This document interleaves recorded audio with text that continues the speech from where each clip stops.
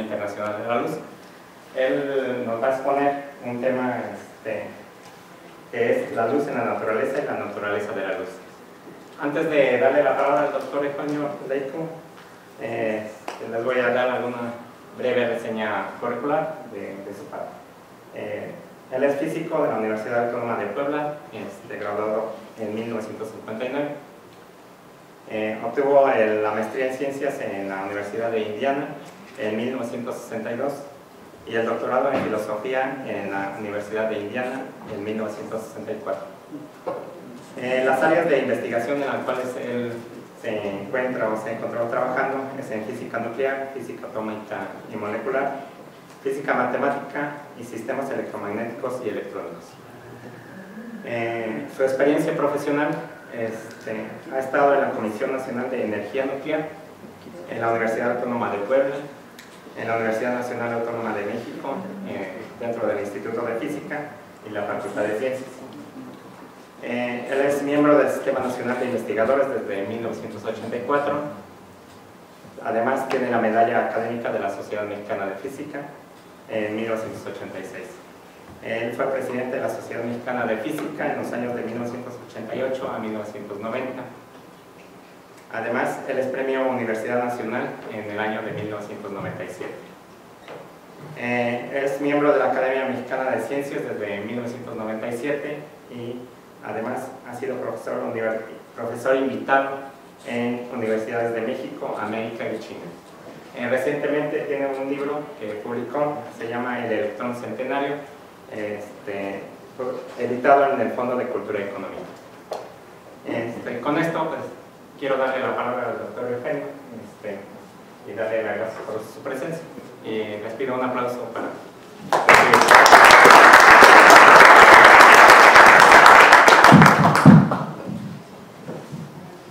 Buenos días.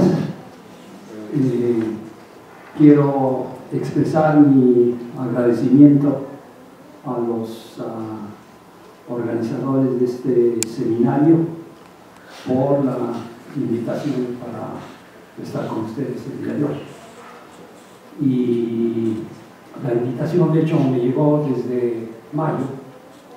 Debo advertir que estoy todavía dentro de mi año sabático de la UNAM, que inicié el 1 de octubre de 2014 y me quedan todavía 5 días antes de reincorporarme el próximo jueves. Y cuando me llegó la invitación, estando de hecho en China, y me explicaron que se trataba de el CIO cumpliendo 35 años, inmediatamente respondí a María Dolores, María de los Dolores, a María del Socorro, perdón, a Norberto y a Efraín, diciendo que con mucho gusto aceptaba. Y desde luego hay razones personales por las que acepté. El título de la plática es La luz en la naturaleza y la naturaleza de la luz.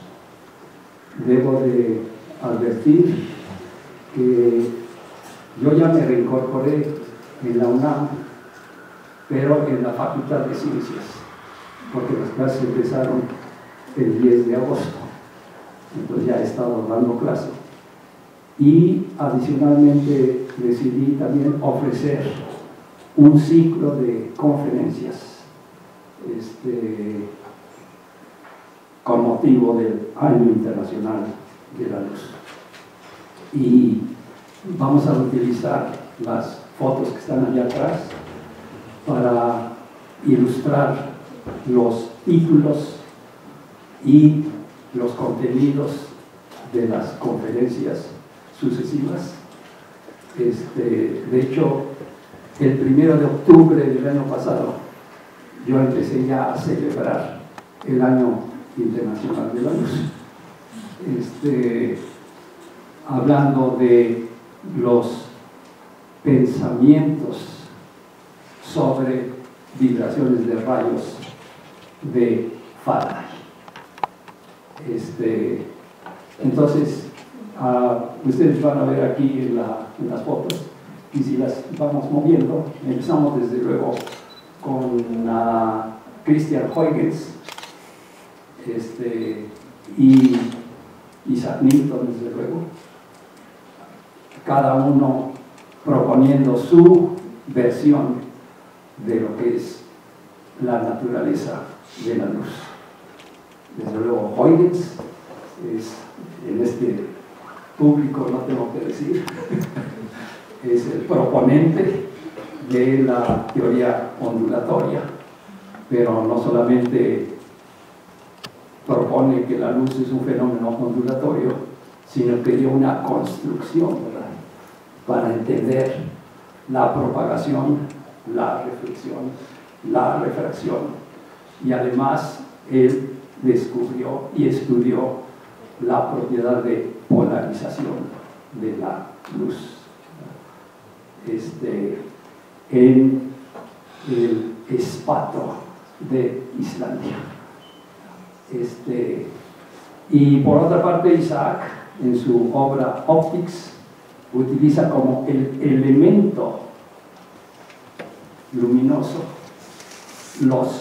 el rayo, ¿verdad? Entonces, y la tercera foto que está ahí incluida, la primera conferencia que di dentro de este ciclo la titulé Luz visible e invisible, y desde luego la foto de Herschel ilustra precisamente cómo se descubrió la primera luz invisible. Lo que le interesó a Herschel fue decir qué color calienta más, y para lo cual simplemente puso termómetros en cada uno de los colores del arco iris y encontró que el rojo calienta más que el anaranjado, y a su vez más que el amarillo, etc., hasta el violeta. Y en un momento dado se le ocurrió poner el termómetro donde no había luz, o donde no veía luz, y ahí, sorpresa, encontró que la temperatura sube más comparado con todos los que sí vemos. Y ese, desde luego, es el primer descubrimiento de luz invisible, que por su posición se le llamó infrarroja, y que desde luego ahora, para saber dónde están, es la que utiliza.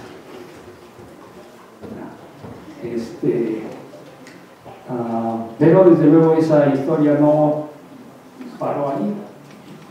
En física, desde luego, y en matemáticas, interpolamos y extrapolamos. Y desde luego, desde los experimentos de Herschel en 1738, y especialmente a partir de 1887, se han ido descubriendo otras luces que no vemos, pero que podemos detectar por otros medios. Y específicamente, pasamos a la siguiente foto. En estas tres no voy a abundar, pero fue simplemente sobre el problema que se había planteado de si son ondas o si son corpúsculos, como había propuesto Newton en su teoría de la emanación de la luz, identificando precisamente esos rayos como las trayectorias de partículas de luz. Fue Thomson quien dijo: en Optics de Newton está toda la evidencia de que la luz es un fenómeno ondulatorio. Pero como Isaac había dicho que eran partículas, pues todos los paisanos de Isaac no le hicieron caso a Thomas Young. Y le tocó a Fresnel y a Fraunhofer formular la teoría de la difracción y también contribuir un nuevo dispositivo, rejillas de difracción, para lograr precisamente, al final de cuentas, espectroscopía con mayor precisión, que le permitió a Fraunhofer identificar 580 y tantas líneas de absorción en el espectro solar, y que ha hecho que algunos digan Fraunhofer es el pionero de la astrofísica. Entonces, para no hacer la emoción, ya saben ustedes que el siguiente fue Hertz, que descubrió precisamente las ondas hertzianas. Pasamos a la siguiente foto, y ahí están Faraday, está Maxwell, pero antes de que le creyeran a Maxwell, tuvo que estar Hertz haciendo su experimento de producir ondas electromagnéticas en el laboratorio y adicionalmente medirles la longitud de onda, y multiplicando por la frecuencia de su oscilador para producir las ondas electromagnéticas, encontró que la velocidad de estas ondas electromagnéticas predichas por Maxwell de veras existían, pero tenían la velocidad de la luz, pero que desde el punto de vista de Maxwell era simple y sencillamente la razón de la unidad de carga electromagnética a la unidad electromagnética a la unidad electrostática de carga. Y entonces, desde luego, esto vino a reforzar lo que ya habían pensado Faraday para empezar, y después Maxwell, de que la naturaleza de la luz es una naturaleza electromagnética. Entonces, ya estoy dentro del tema, pero desde luego a este público no les estoy diciendo nada nuevo. En lo que va a ser mi presentación, sí quiero destacar la diferencia entre los puntos de vista de Faraday y de Maxwell, y después continuar las cosas para destacar la diferencia con respecto a la cuantización de la luz entre Planck y Einstein. Entonces, ese es mi propósito en la presentación de hoy, para gente que es experta en la luz, pero espero que haya un par de detalles que tal vez sean novedosos para algunos de ustedes. Para completar el recorrido, regreso a Herschel, porque precisamente Herschel pudo detectar la existencia de esta radiación invisible, radiación infrarroja, a través del efecto de calentamiento. Y como saben ustedes, el trabajo de Planck tenía que ver precisamente con el problema de termodinámica de la radiación, como lo establecieron Kirchhoff y Bunsen. Cuando doy esta conferencia para los compañeros de la facultad, pues les digo, es Kirchhoff el de las leyes de los circuitos, ¿verdad? Pero desde luego su trabajo más importante fue en conexión con la espectroscopía. Pero aparte, él también hizo su formulación de la difracción de la luz en términos cuantitativos y como condiciones de frontera en la superficie de los difractores respectivos. Pero aquí lo que nos interesa es precisamente el avance que lograron Kirchhoff y Bunsen, tomando como referencia el trabajo de Fraunhofer y reconociendo que esas 587 líneas de absorción que aparecen oscuras en el fondo del espectro de la luz blanca, ellos produjeron o identificaron algunas de esas líneas precisamente quemando sales u otros materiales con el mechero. Pero en ese proceso es que Kirchhoff se dio cuenta de este problema importantísimo que viene a ser la contraparte de la distribución de Maxwell para las velocidades de las moléculas a una cierta temperatura. Desde luego, en el caso de la luz no va a ser una distribución de velocidades, especialmente en el vacío. Y entonces Kirchhoff dijo, ese es un problema muy importante, en que para lo que llamamos el cuerpo negro, que es un sistema con radiación electromagnética en equilibrio termodinámico con su entorno a una temperatura dada, debe de ser una distribución que dependa de la frecuencia o la longitud de onda y la temperatura. Y ese es el problema en el que se enfocó Planck. Y ya estamos con Planck. Aquí me gusta subrayar que es Planck, no la foto que todo el mundo conoce, que ya estaba calvo, ¿verdad?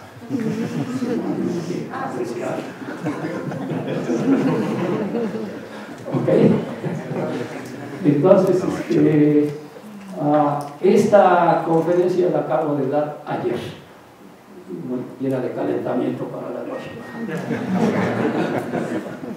Pero voy a intercalar un paréntesis en conexión con el viaje de México a León.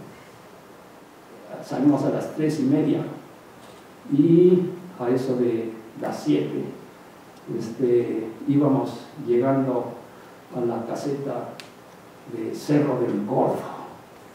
Cerro Gordo, ¿verdad? Cerro Gordo. Y entonces ya habíamos visto una nube bastante negra con anterioridad. Y entonces íbamos acercándonos hacia el sol que estaba hacia allá. Y de repente empezó a llover. Y entonces están las 3 televisiones que no funcionan. Y en la tercera, de repente, vi el arco iris. Entonces, desde luego lo que hice fue voltear así. Entonces, el sol estaba allá, el arco iris estaba aquí. Entonces, se dijo, qué bueno, los del CIO arreglaron esto.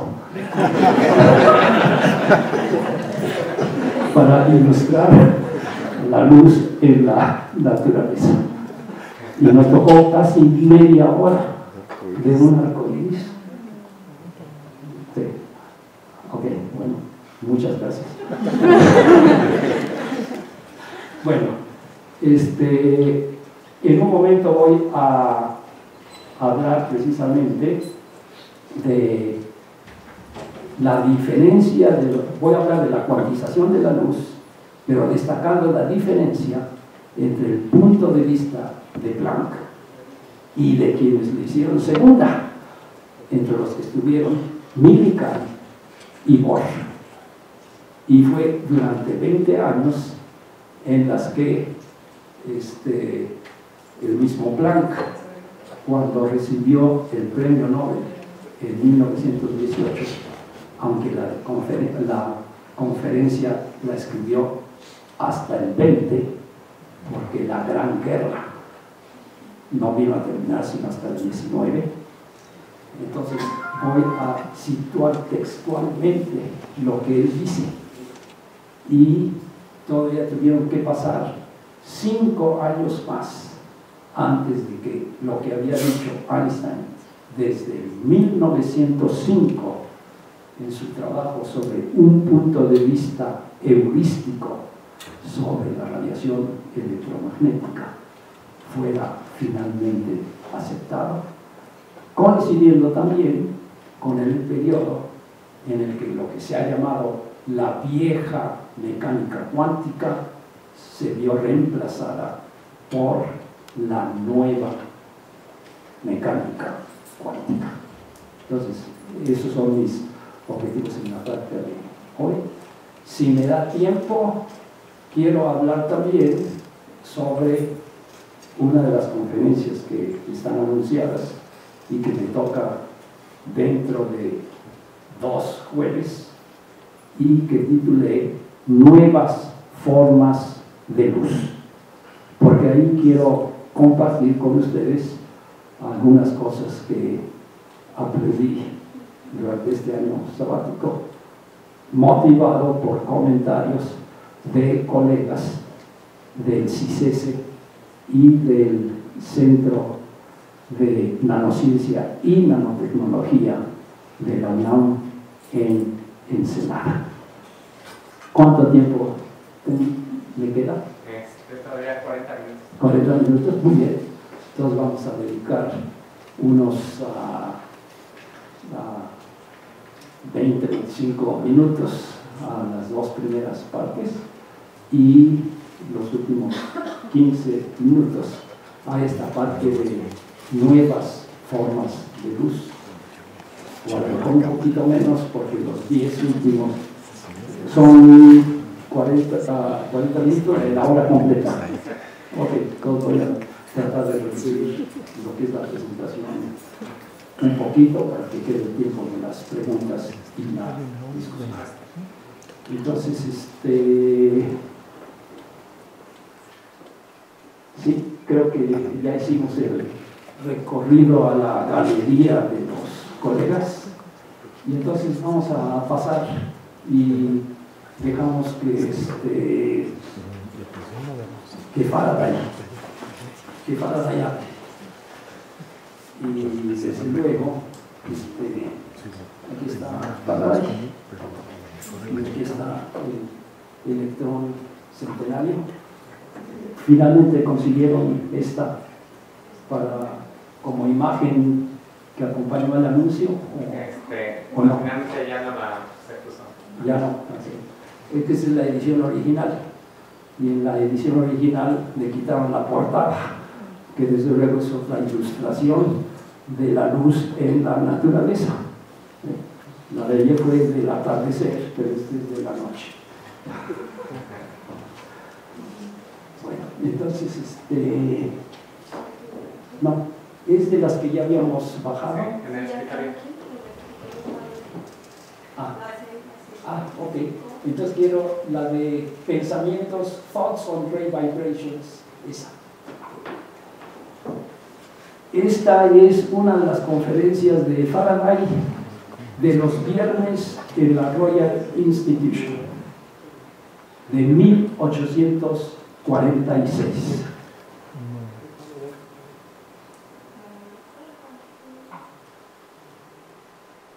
Sí, esa la vimos. No. Bueno, esa no es. También. Ahí está. Ok, ahí está. Cuando dio esta conferencia, Wheatstone, el del puente, ¿verdad? Iba a hablar sobre un cronoscopio electromagnético. Y según dicen, él llegó, trajo el aparato, lo montó y Faraday, que era el que dirigía las pláticas de los viernes, estuvo allí y Wheatstone dijo, ahorita regreso. Y se fue. Pero no regresó. Y desde luego eran ingleses. A la hora.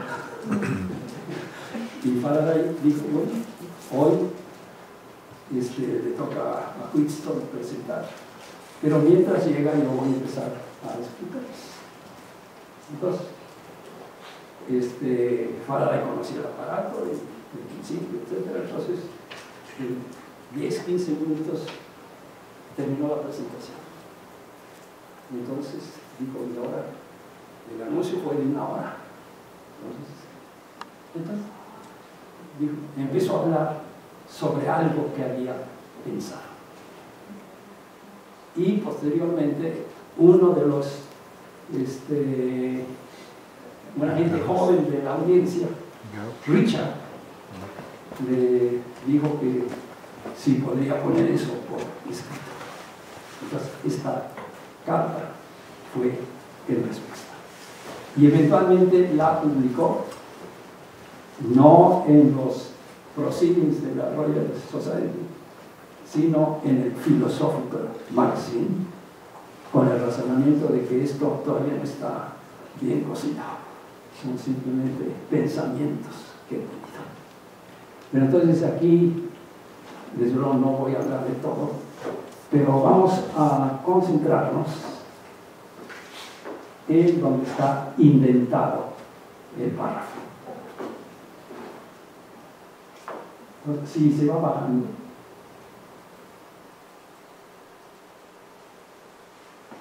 Está marcado.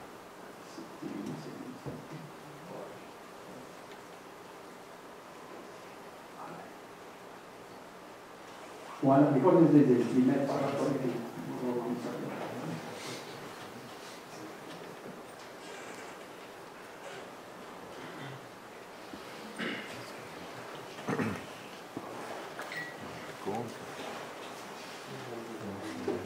Ok, no.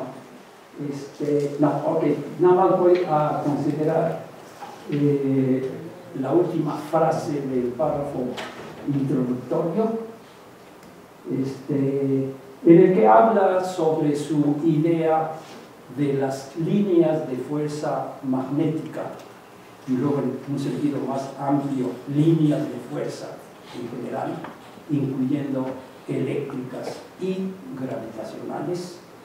Ese concepto lo utilizó inicialmente como una representación geométrica, en el caso magnético, de orientación de agujas magnéticas o de limaduras de hierro en la vecindad de imanes o electroimanes.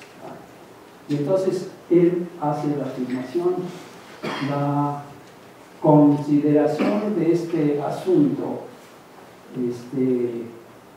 desde ese punto de vista, gradualmente me llevó a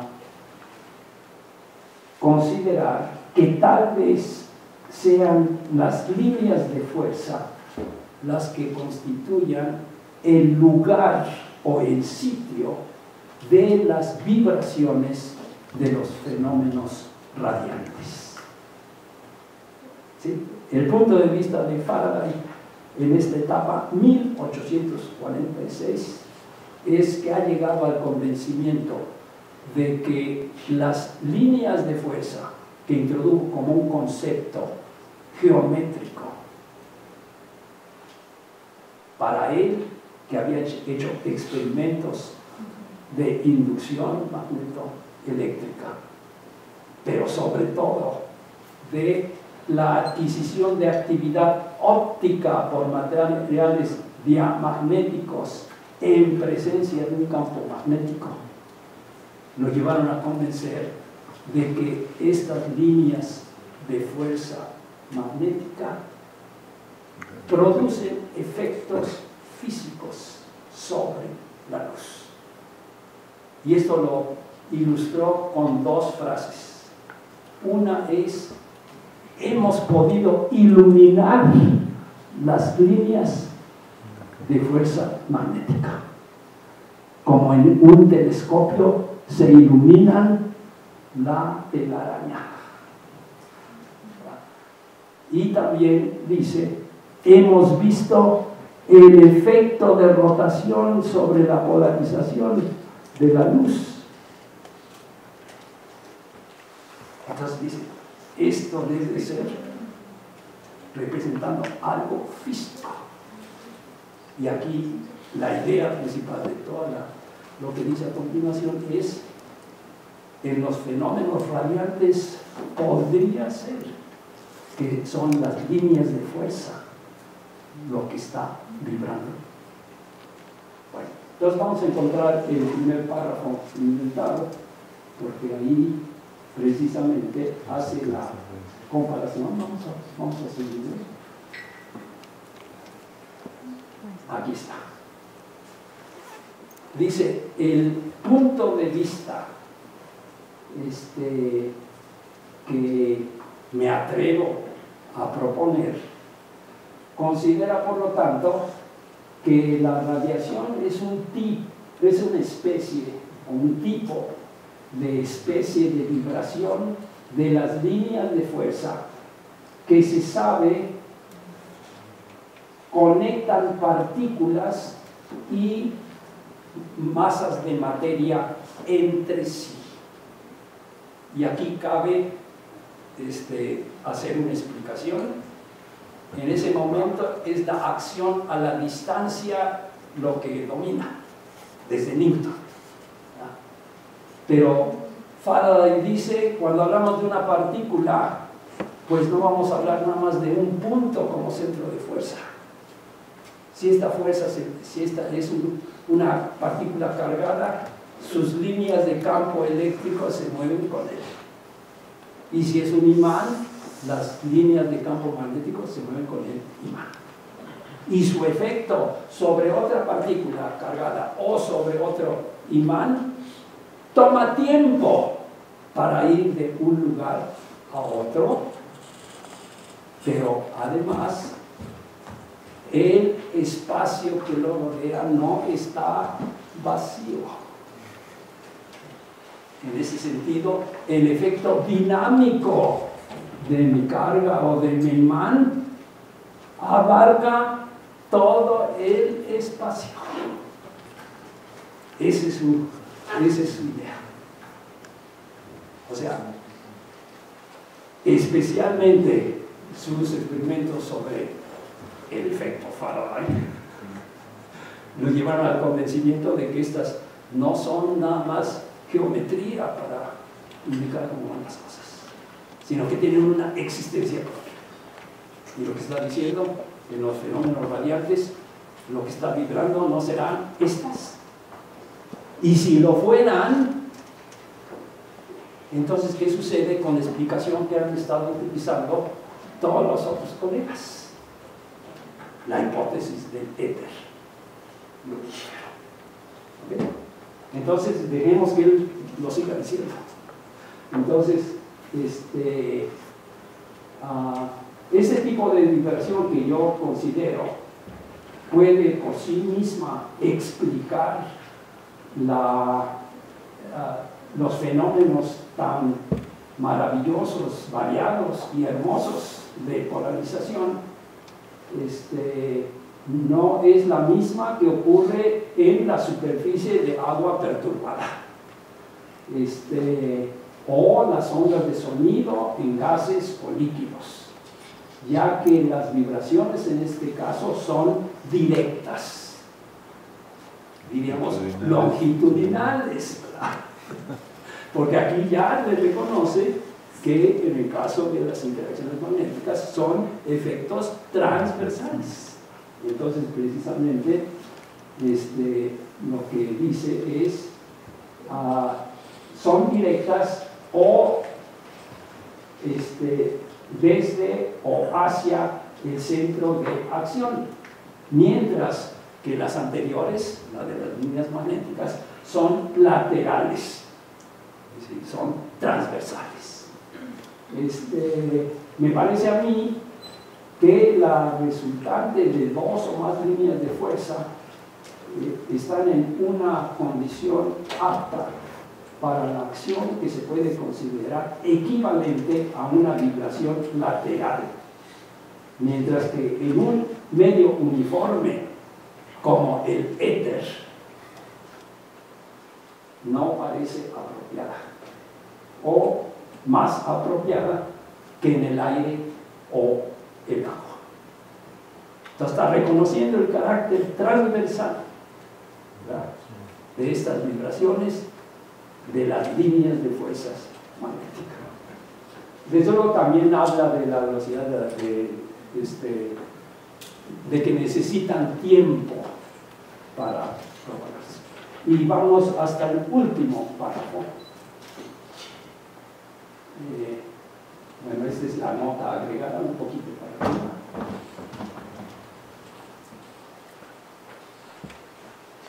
Un poquito más.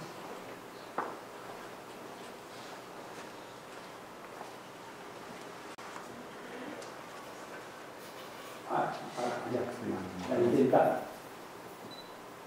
Entonces, aquí completa y dice el punto de vista. Ok. No, entonces.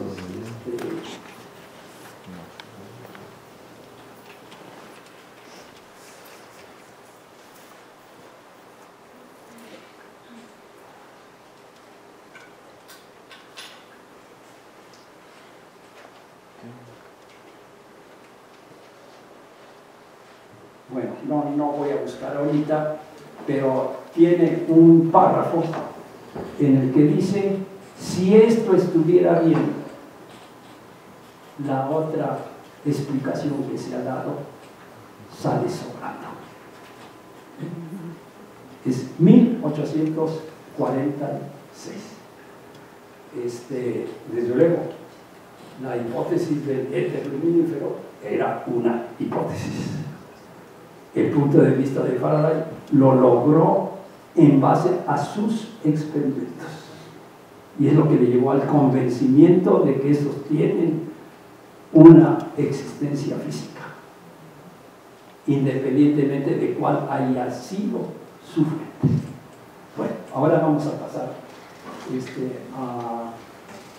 al punto de vista de Maxwell, sobre el que no voy a abundar mucho, excepto para decir que Maxwell era un hombre de su tiempo y compartía los puntos de vista de sus colegas de esa época.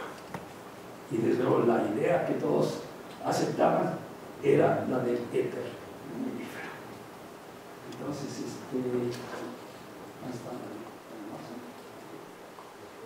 entonces, una teoría dinámica del campo electromagnético. Maxwell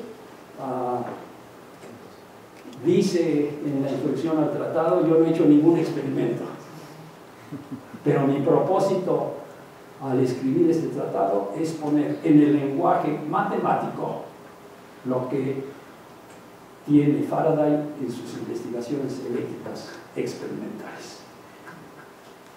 Y desde luego, si vamos aquí nada más a la introducción,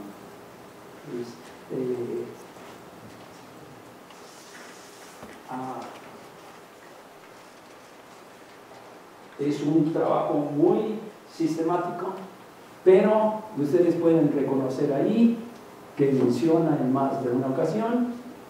De hecho, el trabajo que antecedió a era un modelo mecánico de éter, que él mismo reconoció que no podía ser el éter luminífero, porque era inconsistente dentro de sí mismo y en su posible aplicación a las ondas electromagnéticas. Entonces, simplemente voy a subrayar una vez más la diferencia entre Faraday. Es que él dijo, en ese sentido, Maxwell cita el trabajo de Faraday que acabamos de discutir, pero no lo tomó en los términos que dijo Faraday. Entonces vamos a pasar ahora a Planck y a Einstein, porque en uno de los aspectos, en el trabajo de Einstein, no en conexión con el efecto fotoeléctrico, sino de la relatividad, lo voy a adelantar una vez, desde la primera página de la electrodinámica de los cuerpos en movimientos, en la primera página y en el último párrafo de esa página, dice: con lo que yo propongo aquí,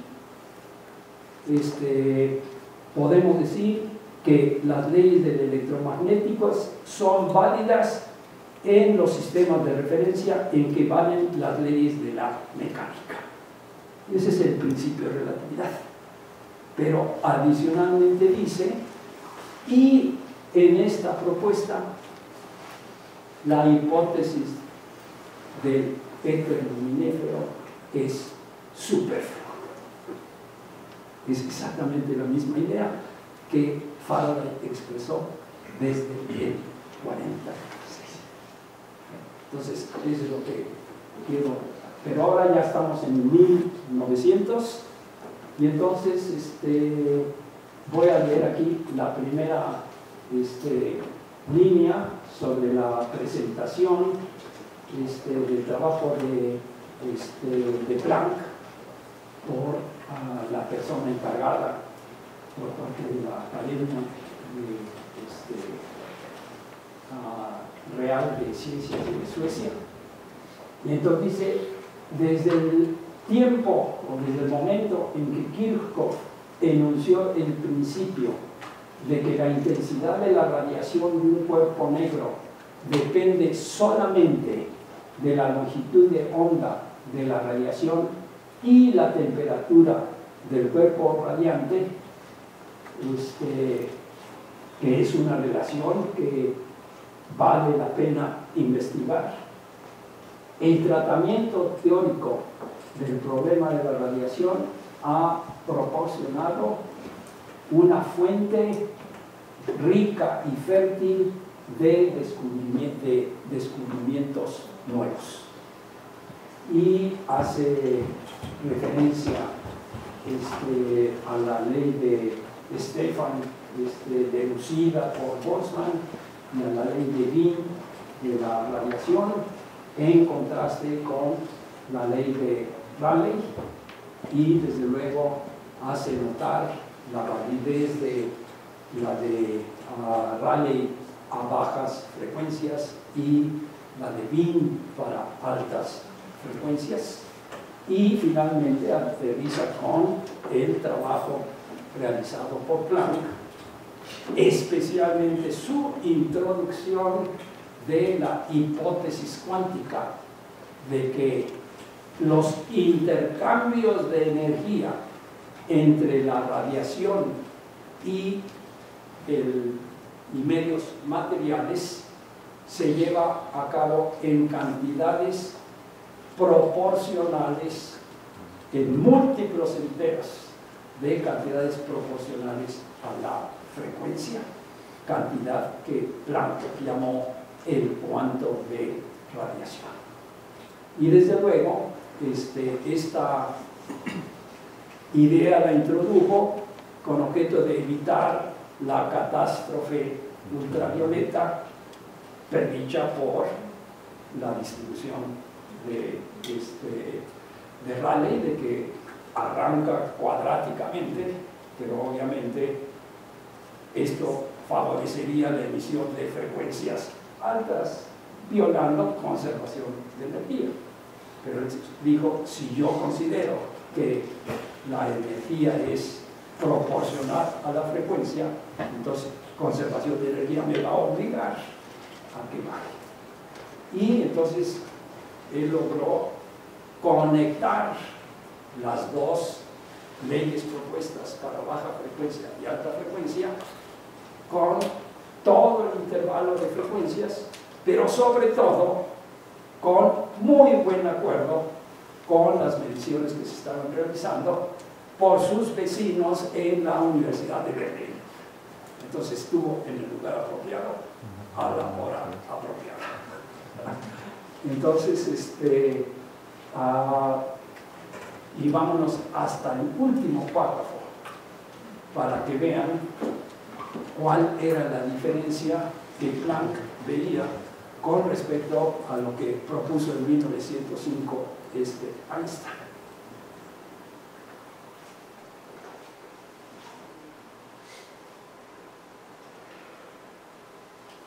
Entonces es el penúltimo párrafo que dice: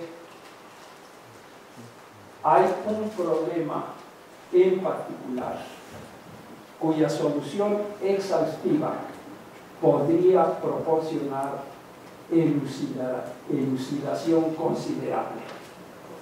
¿Qué sucede con la energía del fotón después de su emisión completa? Y entonces se distribuye en todas las direcciones con propagación adicional en el sentido de la teoría ondulatoria de Huygens, de tal manera que ocupa cada vez más espacio en un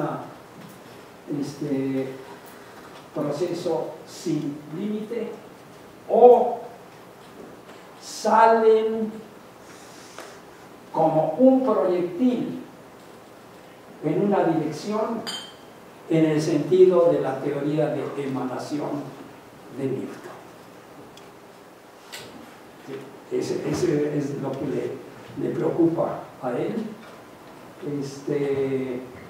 En el primer caso, el cuanto no estaría en la posición de concentrar energía en un solo punto en el espacio, de tal manera que pudiera liberar un electrón de su ligadura atómica.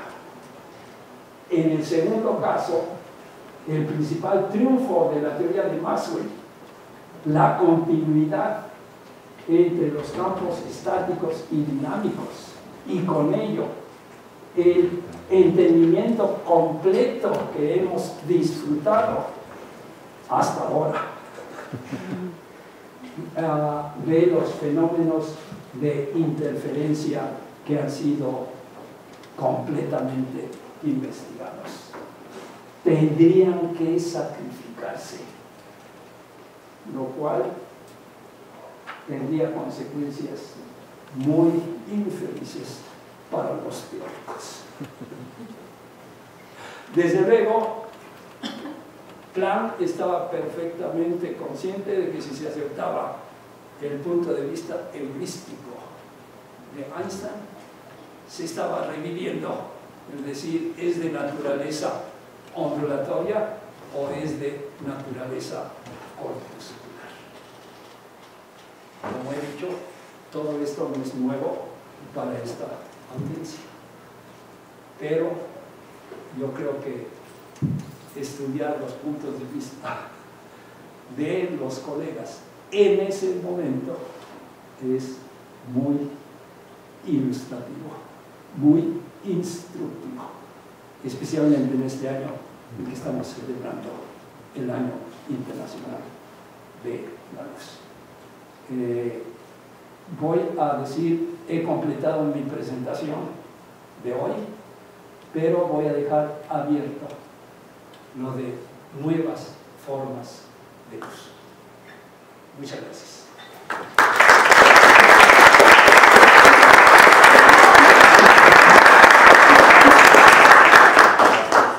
Sí, ¿hay preguntas en el público?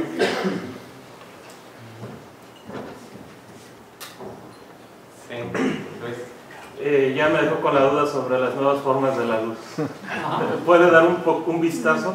Ok, para dar el vistazo, desde luego debo de agregar que la antepenúltima conferencia que tenemos programada la titulé Emisión y absorción de la luz 2 puntos, espontánea y estimuladas, y que desde luego es el otro trabajo de Einstein de 1917, 2 años después de que publicó de la teoría de la relatividad general, cuyos 100 años estamos celebrando este año, y que es el tema de la última conferencia del ciclo.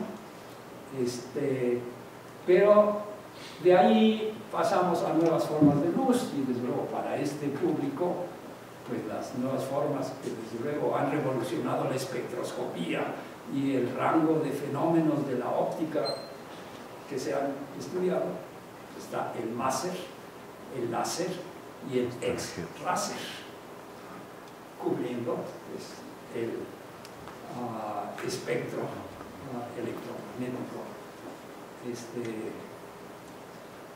Entonces, esa es nueva, han sido nuevas, pero ya desde hace 55 años, o 60, desde 55, las de Townsend y Schwarz y Prokhorov, esos compañeros. Pero desde luego son nuevas formas de las que yo puedo decir, yo me he estado consciente. Muy probablemente hay otras muchas de las que no estoy consciente.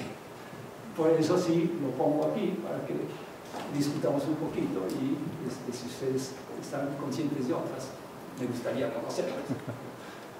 Entonces, desde luego están los haces ópticos invariantes en propagación, que ya van a cumplir 30 años, tienen 28, porque fue en el 1987 que Durnin, en la Universidad de Rochester, según me decían, ya se me estaba acabando el tiempo y tenía que doctorarse. Entonces me dijo, ay, aquí tengo esta solución de la ecuación de Helmholtz, cómo funciona el DC, y que al parecer tendrían esas propiedades de propagación invariante. Entonces, no solamente las propusieron, sino que las implementaron. Entonces, ha habido ya 28 años de investigación en eso. Y a mí me tocó, por invitación de Julio César Gutiérrez Vega, en el INAOE, en el año 2000, de que fuera a participar en su examen doctoral, con el tema de haces ópticos invariantes de tipo Mathieu con geometría elíptica. Y unos pocos años después, ya de regreso en el TEC de Monterrey, él sacó la versión de los haces ópticos invariantes con la geometría parabólica y las funciones de Weber. Y desde luego de rebote también me tocó que Karen Fonte en el 2002 se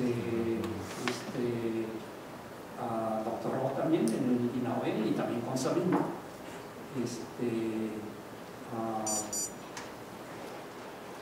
habiendo estudiado las propiedades del momento angular de los haces ópticos invariantes de tipo Bessel en su versión con diferentes estados de polarización. Y bueno, eventualmente Karen regresó al Instituto de Física, estableció su laboratorio de pinzas ópticas. En un momento dado me invitó a que trabajáramos precisamente en los 3 tipos de haces ópticos invariantes en las versiones con polarización.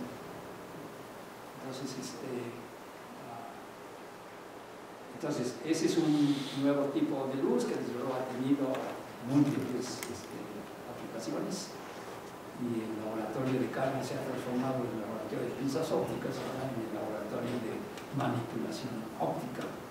Y Rocío Jauregui ha utilizado los haces ópticos invariantes de tipo Weber en la geometría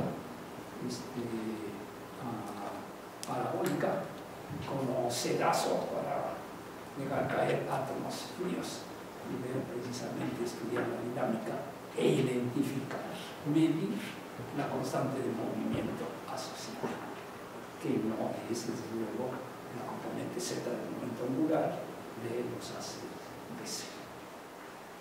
Y las otras dos cosas que podría yo agregar se deben a que en marzo, como parte de mi año sabático, quise ir a hablar en el CICESE y en el Centro de Nanociencia y Nanotecnología de la UNAM en Ensenada sobre algunas de las cosas que yo había estado haciendo. Una de ellas es un enfoque unificado de función generadora para conectar estos diferentes haces ópticos invariantes en propagación. La función generadora es simplemente una onda plana. Una onda plana pues puede generar ondas de Bessel, ondas de Mathieu, ondas de Weber en la versión escalar, pero después le aplicamos, construimos los potenciales de Debye y de ahí pasamos a los campos completos. Entonces, son los, y esto cae dentro de lo que mi proyecto de año sabático es superintegrabilidad en átomos, en moléculas, en la luz y en fluidos, porque ese punto de vista nos ha resultado muy provechoso para estudiar de manera conjunta diferentes soluciones de ese tipo de ecuaciones. Entonces, pero estando precisamente en el... Además también ofrecí conferencias por el Año Internacional de la Luz, tanto en el CNIN, pero también en la UABC. Entonces, cuando di la conferencia precisamente sobre rayos, ondas y cuantos de luz, estaba ahí Jorge Alberto Villavicencio, profesor de la UABC. Estaba yo hablando en el CNIN, y entonces cuando terminé me dijo: ¿y qué puedes opinar sobre el artículo que acaba de salir en Nature Communications? Y le digo: pues ahorita no puedo opinar nada porque no lo he leído. Entonces ya me dijo: sí, no, acaba de salir antier, era miércoles, había salido el lunes. Dice: pero te voy a mandar una copia. Mándame la copia, lo leo y después te lo dejo. Entonces nada más voy a describir cuál es el título del trabajo. Entonces es observación experimental simultánea de patrón de interferencia y propiedades cuánticas de campo electromagnético plasmónico en un alambre nanométrico previamente sumergido en un dieléctrico. Se cuelga el alambre de un grafeno, el grafeno está más para colgarlo, y se hace espectroscopía con láseres de tiempo centómetros, de tal manera que pueden excitar los modos del alambre y del campo plasmónico correspondiente, y utilizan microscopía electrónica para decir cuál es la cantidad de movimiento del campo a través de medir los electrones dispersados. y es además con electrones polarizados. Entonces, les digo, la referencia es Nature Communications, una carta Nature Communications del 2 de marzo. Y vino acompañado desde luego con el recorte de prensa correspondiente, que dice primera foto de las propiedades ondulatorias y corpusculares de la luz. Quiero agregar simplemente como un detalle de tipo técnico, porque lo he reconocido en este sistema y también en cosas que ha hecho Karen, que lo que interesa mucho es desde luego el campo cercano. No se ven que lejos de los, quieren ver las cosas de cerca. Ahora, cuando di la última conferencia en el CNIN, un colega se me acercó. Yo salía, eso fue miércoles, el jueves ya estábamos programados para irnos, y mi tocayo Eugenio me había invitado con Citlali a mí y a mi esposa para ir a cenar. Entonces la conferencia fue a las 5, a las 6, 6 y media ya habíamos terminado. Entonces Jesús Maitorena, que no sé si lo conocen, me dijo, ¿tendrías tiempo para que platiquemos? Y no sé, todavía falta más de una hora para la cena, entonces vamos a platicar. Le avisé a Eugenio que está con Jesús. Y entonces me dijo, mira, yo estoy trabajando en metamateriales. Está bien. Y dice, y hay 2 trabajos en los que te citan a ti y a Araceli Góngora. Ya, cuando vi los artículos mismos, son de autores rusos, Fedotov y Chudilev, más otros colaboradores. Y subrayo lo de rusos porque la referencia que mencionó Jesús es sobre un trabajo sobre el desarrollo multipolar electromagnético completo, incluyendo lo que se llaman momentos multipolares toroidales. La existencia de este tipo de momentos electromagnéticos la reconoció y la propuso Seldovich desde 1957, recién que Lee y Yang habían propuesto que en las interacciones débiles tal vez no se conserva la paridad, pero para ese momento ya se tenían los primeros resultados de que sí se dio la paridad en el decaimiento beta y otras interacciones débiles.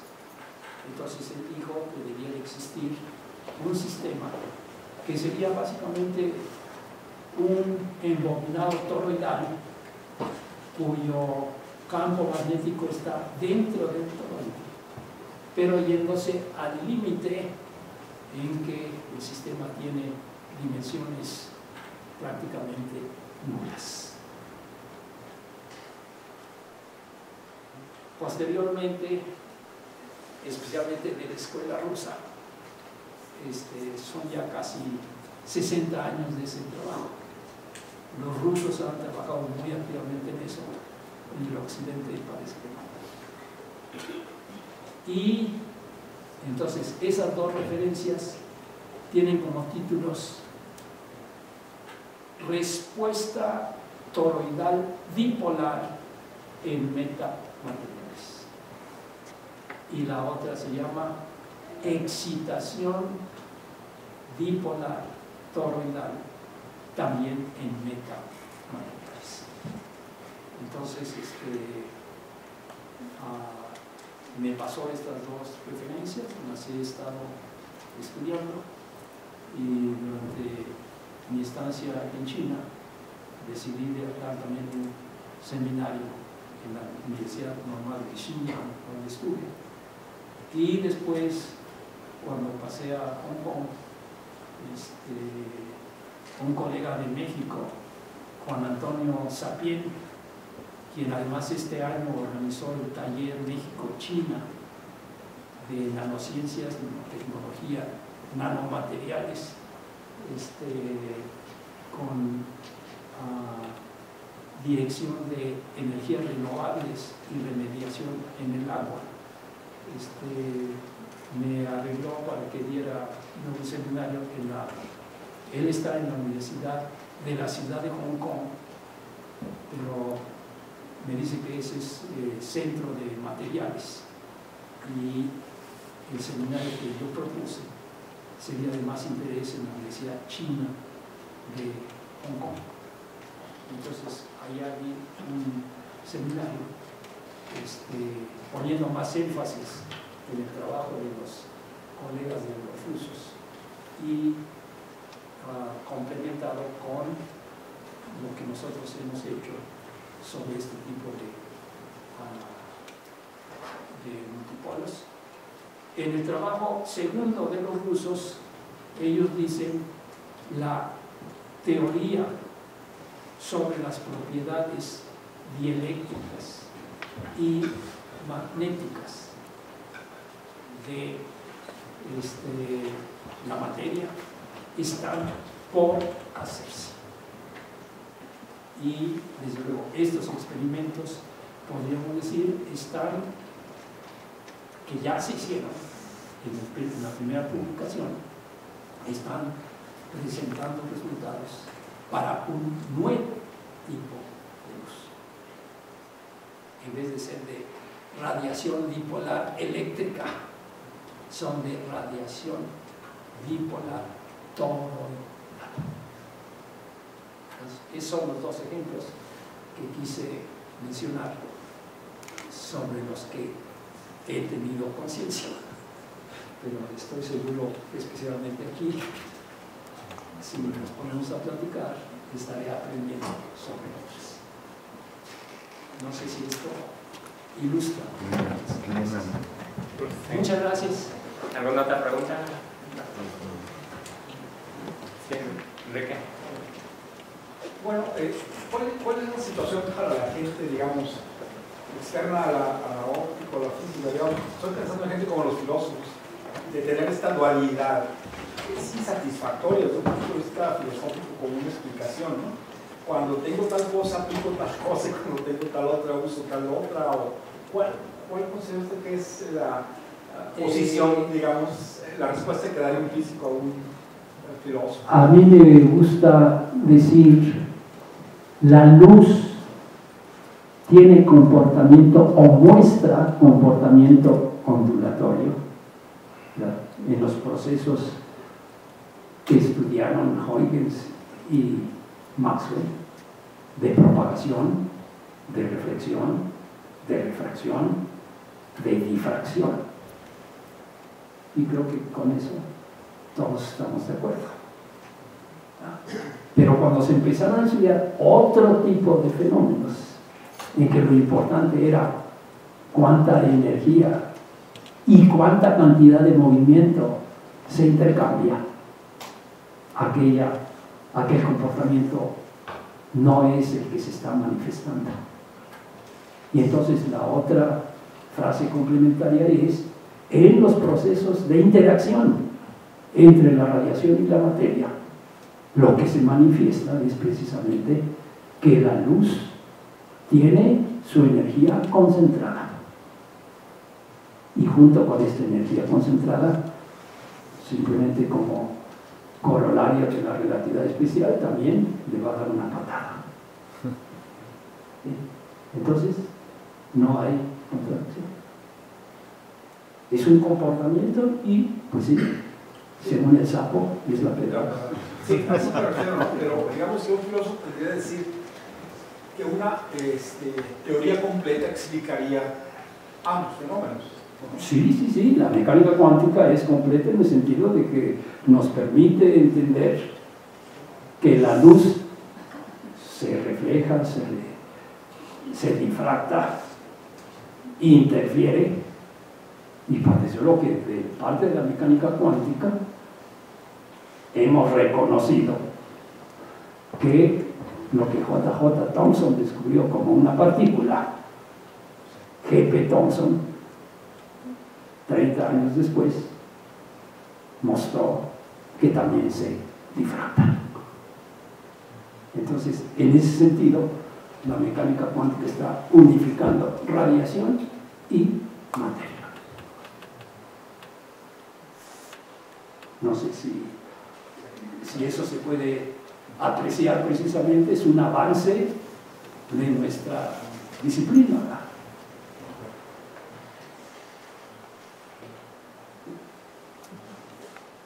¿Alguna otra pregunta?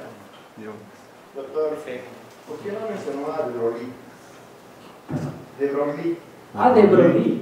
No, bueno, es que aquí obviamente yo nada más quise decir, Faraday dice es el campo magnético, las líneas de campo magnético, bueno, las líneas de fuerza magnética, la idea de campo es invención de Maxwell, y eso lo reconocemos en este libro, ¿verdad?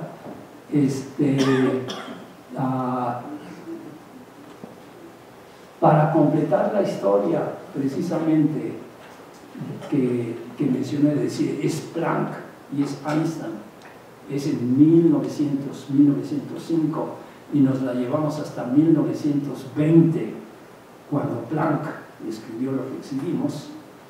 Faltan precisamente 5 años, pero son los 5 años cruciales de la transición entre la mecánica cuántica con parches, porque los postulados de Bohr son parches, ¿verdad?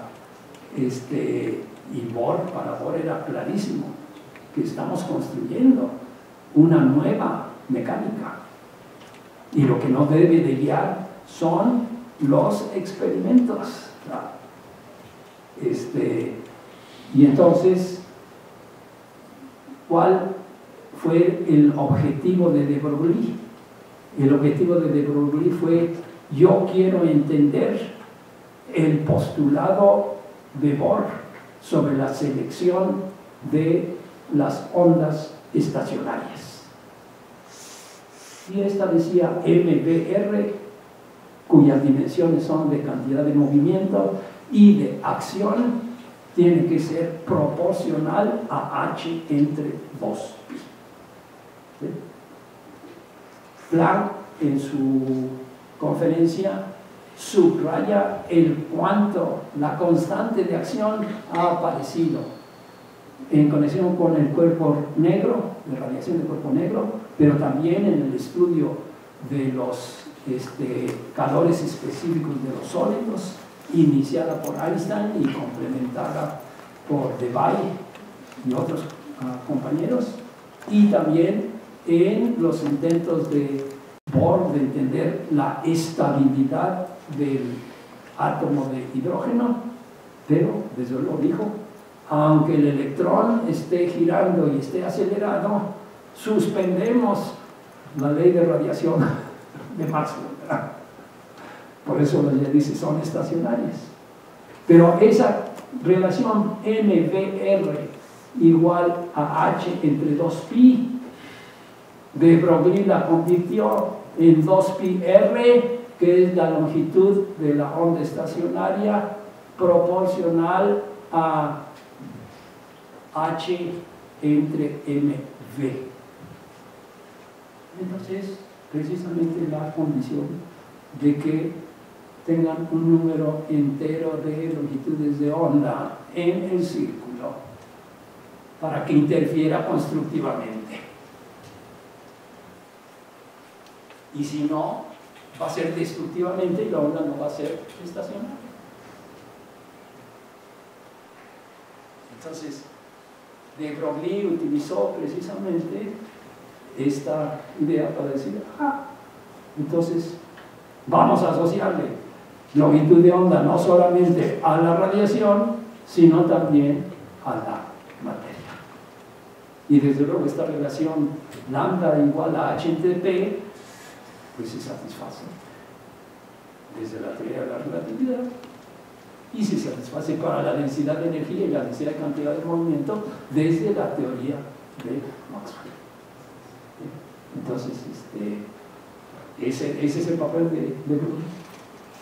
De hecho, las cosas finalmente Planck y Bohr con Slater y con Kramers trataron de precisamente proponer una teoría de radiación electromagnética alterna a lo que se había desarrollado hasta el momento, con el expreso propósito de decir: no admitimos que haya partículas de luz. Pero en ese momento, en el 23, Bose, que andaba por allá hasta la India y que no sabía de todas estas discusiones, le dijo: yo voy a suponer que la luz tiene energía HF y tiene cantidad de movimiento HF entre C. Y voy a hacer mecánica estadística de la Boltzmann. Y de ahí dedujo la distribución de Planck. En 1920 dice: es muy importante que se hagan otras deducciones alternativas de la ley de radiación de cuerpo negro, porque eso nos va a permitir entender las cosas. Pues bien, Bose mandó su trabajo a revista inglesa y le tardaron casi un año para decir que no satisfacía los requisitos de la revista. Entonces Bose dijo: se la tengo que mandar a alguien que entienda. ¿Quién es el único que puede entender? Es Alberto. Entonces se lo mandó a Alberto. Y efectivamente Alberto lo leyó. Y desde luego le gustó, porque Bose estaba diciendo explícitamente: son partículas con tal energía, con tal cantidad de movimiento, y le llega. Entonces Bose le pidió a Einstein que consiguiera a alguien que lo tradujera al alemán para que saliera publicada en la revista alemana, porque de las inglesas ya sabía que no. Entonces Einstein mismo lo tradujo y le puso un párrafo final en el que dijo: este es un gran avance en el estudio de las propiedades cuánticas de la radiación electromagnética. Y yo ya examiné cuáles son las consecuencias de la manera en que hace Bose para el caso de los átomos, que reportaré en otro trabajo. Entonces, en el 23 también, independientemente de todo esto, Compton, que trabajaba, creo era para la General Electric, estaba haciendo experimentos de dispersión de electrones, dispersión de rayos X por electrones, el efecto Compton. Y entonces él, para entender sus mediciones, dijo: pues yo voy a suponer que los rayos X tienen energía H por su frecuencia y cantidad de movimiento HF entre la velocidad de la luz. Y con eso pudo entender la distribución de los electrones dispersados. Bohr estuvo dispuesto a decir: la conservación de energía se da no a nivel de los procesos individuales, atómicos o electrónicos, sino solamente en promedio y para muestras macroscópicas. Y eso era lo que estaba incluyendo en la nueva propuesta. Pero cuando Geiger y Bote hicieron experimentos de correlación entre la energía y cantidad de movimiento del electrón dispersado o pateado y el rayo X dispersado, encontraron que lo que había hecho Compton era perfectamente congruente. Se la palomearon y en ese momento Bohr dijo: ¡ay, que quede! Y ya no mandaron su artículo a publicación. Y eso ya es en el 25. Entonces en ese momento Heisenberg propone la nueva mecánica, que de acuerdo con Born no es más que una mecánica en que el lenguaje apropiado es el de las matrices. Y para el 26, Schrödinger toma en serio la idea de de Broglie, y entonces dice, si se trata de cuantización, entonces necesitamos una ecuación de cuanta. Entonces él, su serie de artículos del 26 las tituló Quantisierung als Eigenwerteproblem, cuantización como un problema de eigenvalores. Y entonces eso, desde luego, ya proporcionó inmediatamente toda una serie de herramientas matemáticas que ya existían, y se tuvieron avances que fueron realmente también sucesivos y sorprendentes en esa época. Aclara esto lo de Broglie y compañía, estaríamos diciendo. Bien, ¿alguna otra pregunta? Si la luz, bueno, los fotones se proponen como bosones, quiere decir que no interactúan, pero recientemente... El trabajo de Bose y después la propuesta de Einstein, podría yo decir esto: se tenía mecánica clásica y electrodinámica clásica, pero entonces la mecánica clásica y la electrodinámica clásica se reconocen, no son las apropiadas para estudiar los fenómenos atómicos y subatómicos. Entonces se tuvo que desarrollar la mecánica cuántica. Pero también para el 27 se desarrolla la electrodinámica cuántica. Entonces, la electrodinámica cuántica, hay la contribución de Dirac y la contribución independiente de Fermi. Pero ellos también, no solamente trabajando sobre la electrodinámica cuántica, sino que se dieron cuenta de que además de lo que se llegó a llamar la estadística de Bose-Einstein, que viene a extender la estadística de Maxwell-Boltzmann,